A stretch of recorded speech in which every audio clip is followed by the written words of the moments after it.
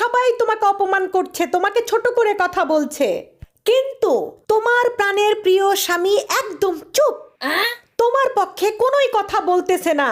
তাহলে শোনো, এত দুঃখী হওয়ার কিছু নাই, ডিপ্রেশনে যাওয়ারও কিছু নাই।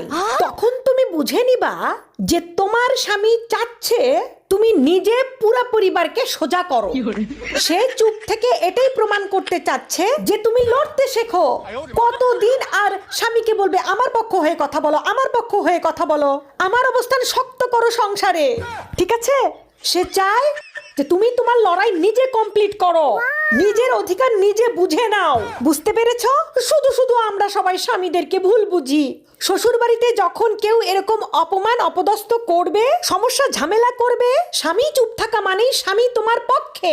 সে চাচ্ছে তুমি আত্মনির্ভরশীল হও, নিজের অপমানের জবাব নিজে দাও, নিজের সমস্যা নিজেই সমাধান করো। তারপর